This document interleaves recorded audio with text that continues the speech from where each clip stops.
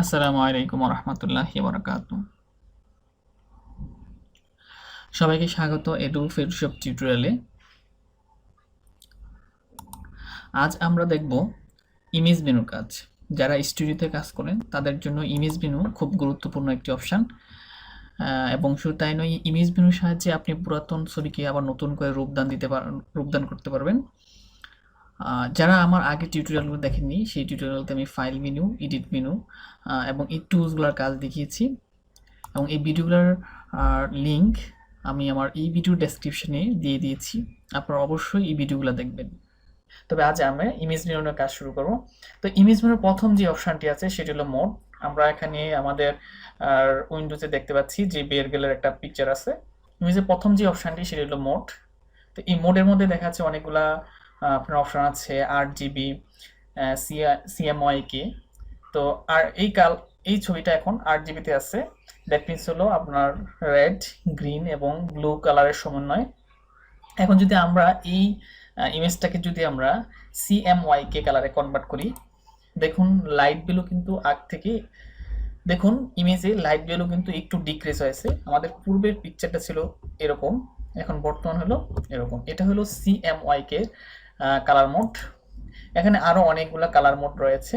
তবে সাধারণত আমরা যখন প্রেসে প্রিন্ট করি, তো সেক্ষেত্রে আমরা CMYK অপশানটি ইউজ করি, এবং ল্যাব প্রিন্টের জন্য আমরা RGB অপশানটি ইউজ করি। এছাড়া আপনার এখানে আরেকটা গ্রে স্কেল আছে অপশান, যে গ্রে স্কেল যদি আমি ক্লিক করি, দেওয়ার সাথে সাথে আমার ইমেজটি কিন্তু চেঞ্জ হয়ে গেছে, সাদা কালোতে রূপান্তরিত হয়েছে। এটা হলো আপনার ইমেজ মেনুর মোডের কাজ। দেন ইমেজ মেনুর নেক্সট অপশান হচ্ছে অ্যাডজাস্টে প্রথমে আমরা দেখতে পাবো এখানে লেবেল আছে। লেবেলে যখন আমরা ক্লিক করব, আমাদের উইন্ডোজে যে ফিগারটা দেখতে পাচ্ছি সেটা RGB মোডে আছে। লেভেল থেকে আমরা কোন একটা কালারকে আমরা ইনক্রিজ ডিক্রিজ করতে পারবো। দেখুন আমরা যদি এটাকে এভাবে ইনক্রিজ এবং ডিক্রিজ করি, দেখেন আমাদের ইমেজটা কিন্তু সাথে চেঞ্জ হয়ে যাচ্ছে। এখন আমরা যদি স্পেশাল কোনো, যেমন এখানে রেড কালারের ইন্টেন্সিটি একটু বেশি, আমি এই রেড কালারের ইন্টেন্সিটি একটু ডিক্রিজ করতে চাচ্ছি, তো সেক্ষেত্রে এই চ্যানেলে গিয়ে আমরা ঠিক এই রেড অপশানটি ক্লিক করব।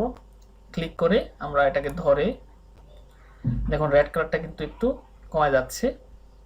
এভাবে কালার লেভেলের মাধ্যমে আপনি যে কোনো কালার ইনক্রিজ করতে পারবেন কিংবা ডিক্রিজ করতে পারবেন।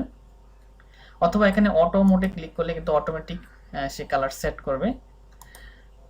দেন ইমেজ মেনুর আরেকটি অপশন হলো অ্যাডজাস্টের, যে অটো লেবেল বা অটো কালার। ঠিক এইটাতে কিন্তু লেবেলের মধ্যেই এই দুইটা অপশন আছে। দেন আরেকটা অপশন হলো অটো কালার, এবং এই অটো কালারটা খুবই গুরুত্বপূর্ণ। যেমন আমার কাছে একটা পুরনো ছবি আছে, ছবিটা দেখেই মনে হচ্ছে অনেক পুরনো। তো এই ছবিটাকে আমি অটো কালারের মাধ্যমে নতুন একটা রূপ দান করব। তো ইমেজ মেনুতে গিয়ে অ্যাডজাস্টে যাব, দেন আমরা ঠিক অটো কালারে ক্লিক করব। দেখেন ইমেজটার আগে পর্যায়ে ছিল এরকম, বর্তমান পর্যায়ে হলো এটা, এবং আগে থেকেই মনে হচ্ছে যে না, এখন এটা মনে হচ্ছে যে রিয়েল বা বর্তমান যুগের কোনো ইমেজ। এটাকে যদি আমরা আরও কাজ করি, দেখা যাচ্ছে এখানে গ্রিন কালারগুলো ইনক্রিজ করি, ওয়াটার কালারগুলো একটু আর একটু নতুন করে সাজাই, তাহলে ছবিটা একদম রিয়েলিস্টিক মনে হবে। তো এই অটো কালার মাধ্যমে আপনি কোনো পুরাতন ছবিকে এভাবে অটোমেটিক কালার সেট করে দিতে পারবেন। সেটা হলো অ্যাডজাস্টে গিয়ে আপনাকে অটো কালারে ক্লিক করতে হবে। ইমেজ মেনুর অ্যাডজাস্টে গিয়ে আমরা আরেকটা অপশন দেখতে পাবো, সেটা হলো কার্ভ, এবং কার্ভের কাজটা খুব গুরুত্বপূর্ণ। এই কার্ভের মধ্যে আমরা কি ধরনের কাজ করতে পারি, যেমন আমার কাছে একটা ইমেজ আছে, যেমন এই ইমেজটাতে আমার রেডের ভ্যালুটা একটু বেশি, এই জন্য এটাকে একটু আর্টিফিশিয়াল মনে হচ্ছে। তো এটাকে আমি ন্যাচারাল কীভাবে করবো, এখন এখানে রেডের ভ্যালুটা আমরা কীভাবে ডিক্রিজ করব। তো এই জন্য আমরা ইমেজে যাব, অ্যাডজাস্টে ক্লিক করে কার্ভে যাব। কার্ভে গিয়ে দেখেন এখানে চ্যানেলে RGB সিলেক্ট করা আছে, কিন্তু আমি চাচ্ছি যে না, রেডটাকে আমি একটু ডিক্রিজ করব। তো এখানে আমি রেড সিলেক্ট করে দিলাম, ধরে এখানে মাউস ধরে আমার নিচের দিকে নিয়ে আসবো কার্ভটা, দেখুন রেডের ভ্যালুটা কিন্তু একটু কমে যাচ্ছে। এভাবে আপনি কোনো একটা ইমেজের যে কোনো একটা স্পেসিফিক কোনো কালারকে এভাবে ইনক্রিজ ডিক্রিজ এই কার্ভের মাধ্যমে করতে পারবেন। দেন আপনার কাঙ্ক্ষিত যখন কালার ডিক্রিজ হবে অর্থাৎ কমবে, তখন আপনি ওকে ক্লিক করবেন। দেখেন আমার আগের ইমেজটা ছিল এই ধরনের, বর্তমান ইমেজটা হলো এই অবস্থা। এছাড়া আপনি এর মাধ্যমে দেখা যাচ্ছে এখানে দুইজন দম্পতি বা দুইজনের ছেলে এবং দুইটা মেয়ের ছবি আছে। তো এই ছবিতে আমি চাচ্ছি যে পিছনের গ্রিনের কালারটা আমি একটু ইনক্রিজ করব। তো এক্ষেত্রেও আপনি অ্যাডজাস্টিংয়ে কার্ভে ক্লিক করবেন, ক্লিক করে 8 জিবি মোডে আছে, আমি 8 জিবি নামিয়ে আমরা গ্রিন কালারটাকে যেহেতু স্পেশাল কাজ করতে যাচ্ছি সেই গ্রিন কালারে আমি ক্লিক করব। গ্রিন কালারটা যেহেতু আমরা নিচের দিকে যদি আমি কার্ভটা টানি তাহলে গ্রিন কালার কিন্তু ডিক্রিজ হবে, আর উপর দিকে যদি আমি টানি তাহলে গ্রিন কালার ইনক্রিজ হবে, অর্থাৎ বৃদ্ধি পাবে। দেখেন আমরা যদি বৃদ্ধি করতে চাই কালারটা উপর দিকে টানবো, আর যদি না আমরা কমাইতে চাই তাহলে আমরা নিচের দিকে। এবার কোনো স্পেসিফিক কালারকে আপনি বাড়াইতে পারবেন কিংবা কমাইতে পারবেন, এবং এছাড়া কার্ভের মধ্যে কিন্তু আপনি আরো অনেকগুলো পয়েন্ট নিতে পারবেন এভাবে। এবার ধরে বিভিন্নভাবে আপনি করতে পারবেন। যদি কোনো কারণে আপনার এই পয়েন্টগুলো ভুল হয় তাহলে আবার নতুন করে সেট করার জন্য অল্টারে ক্লিক করুন। অল্টারে ক্লিক করলে দেখেন রিসেট আসবে, কিবোর্ড থেকে অল্টারে ধরে রাখতে হবে প্রেস করে, দেন আবার রিসেটে ক্লিক করুন, আবার এটা আগের পর্যায়ে চলে যাবে। এটা হলো কার্ভের কাজ। যেমন ইমেজ মেনু অ্যাডজাস্টে আমরা আরও অপশান দেখতে পাবো, যেমন এখানে আছে কালার ব্যালেন্স। তো কালার ব্যালেন্সের জন্য ঠিক কালার ব্যালেন্সের মাধ্যমে আমরা কিন্তু বিভিন্ন রকম কাজ করতে পারি। অ্যাডজাস্টে গিয়ে কালার ব্যালেন্স, এই কালার ব্যালেন্সের মধ্যে আমি স্পেসিফিক কোনো কালারকে ইনক্রিজ অথবা ডিক্রিজ করতে পারবো, কমাইতে কিংবা বাড়াইতে পারবো। যেমন আমরা যদি এখানে ইউলো কালারটাকে আমরা কমাইতে বা বাড়াইতে চাই, সেক্ষেত্রে আমরা এখানে ইউলো অপশানটি আছে, এই লেভেলগুলোকে এখানে ধরবো, ধরে আমরা এভাবে ইনক্রিজ ডিক্রিজ করতে পারবো। এগুলো হলো কালার ব্যালেন্সের কাজ। যেমন আমরা যদি সাইন কালারকে চেঞ্জ করি, সাথে থেকে ইমেজটা কিন্তু চেঞ্জ হয়ে যাচ্ছে, ইমেজের কালারগুলোও চেঞ্জ হয়ে যাচ্ছে সাথে। এটা হলো কালার ব্যালেন্সের কাজ। দেন ইমেজ মেনুতেও আরেকটি অপশন আছে কালার ব্যালেন্সের পরে, সেটা হলো brightness and contrast. Brightness and কন্ট্রাস্টের কাজ হলো আমরা যদি কোনো একটা ইমেজের মধ্যে দেখা যাচ্ছে যে এর মধ্যে বেশি ডার্ক বেশি, এটাকে আমরা একটু ব্রাইট করতে চাই, এটাকে আর একটু রিয়েলিস্টিক করতে চাই, সেক্ষেত্রে আমরা এই অপশানটি ইউজ করব। যেমন আমার এখানে একটা রুমের ছবি আছে যেটা একটু আবছা মনে হচ্ছে, তা আমি চাচ্ছি যে না এটার ব্রাইটনেসটা আমি একটু ইনক্রিজ করবো। তো সেক্ষেত্রে ইমেজ মেনুতে যাব, গিয়ে অ্যাডজাস্টে যাব, যাওয়ার পরে ব্রাইটনেস অ্যান্ড কন্ট্রাস্ট, এর মাধ্যমে আমি ব্রাইটনেসটা আমি ইনক্রিজ করে দিচ্ছি, সাথে কন্ট্রাস্টটা একটু ইনক্রিজ করে দিলাম।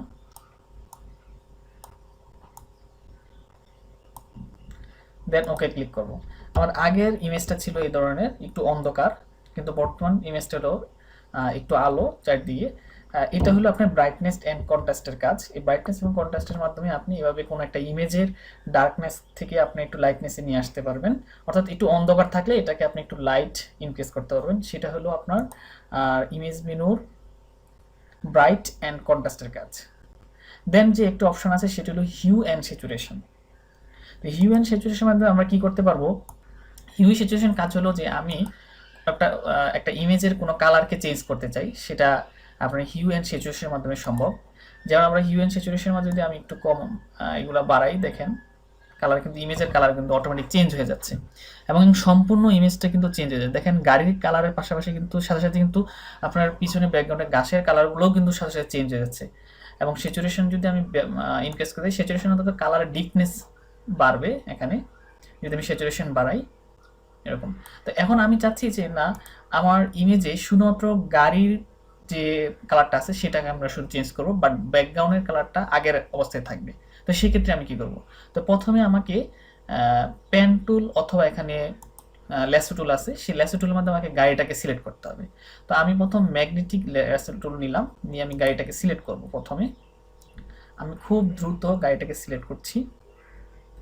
ভিউয়ার্স, আপনাদের যদি কোনো বুঝতে সমস্যা অবশ্যই কমেন্টসের মাধ্যমে আমাকে জানাবেন। আপনাদের কোনো প্রশ্ন থাকলে আমি সর্বোচ্চ চেষ্টা করব আমি আপনাদের কমেন্টসের উত্তর দেওয়ার জন্য।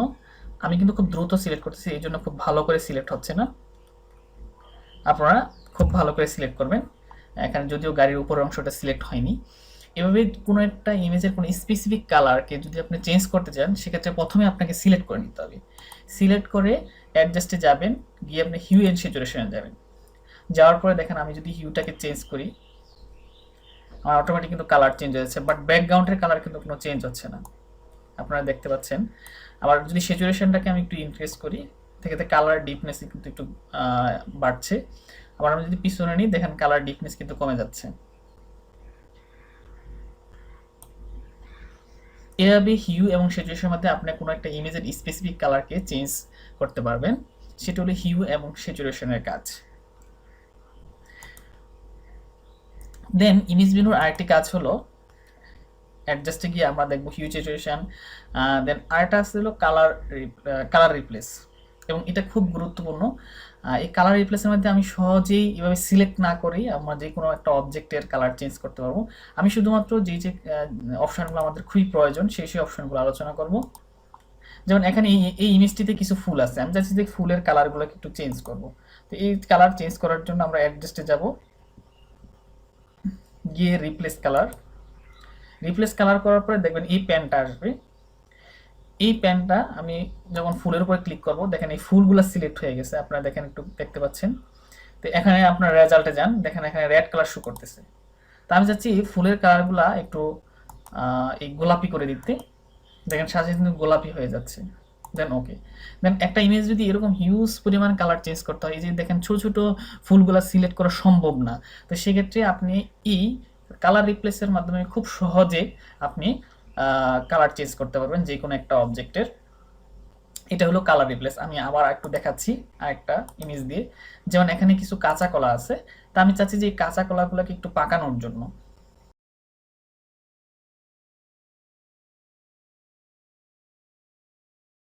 দেন আমরা কালার রিপ্লেসে যাব, গিয়ে দেখেন এখানে কোনো কিছু সিলেক্ট করা নাই, বাট এই প্যান যে আসছে এটার উপর যদি আমি অবজেক্ট উপরে ক্লিক করি, সাথে সাথে কিন্তু এখানে আমরা পাশে উইন্ডোজে দেখতে পাচ্ছি যে কলাগুলো সিলেক্ট হয়ে গিয়েছে অটোমেটিক। তো এখান থেকে আমি রেজাল্টে গিয়ে, যেহেতু ব্যানানার পাকা অবস্থায় ইউলো কালার হয়, আমি একটু ইউলো কালার এখান থেকে সিলেক্ট করে দিব। সিলেক্ট করে ওকে দিব, দেন ওকে। দেখেন আগের অবস্থা কি ছিল, কাঁচা ছিল, এখন বর্তমান কি পাকা। অর্থাৎ এইভাবে কোনো কালার রিপ্লেস করার জন্য আমরা এই কালার রিপ্লেস অপশানটি ইউজ করব। সেটি হলো ইমেজ মেনুতে অ্যাডজাস্টে যাব, গিয়ে আমরা এই যে রিপ্লেস কালারে ক্লিক করব। ক্লিক করে এই অপশানটি আমরা দেখতে পাবো। দেন ইমেজ মেনুর নেক্সট কাজ যেটা হলো সেটা হলো ইমেজ সাইজ।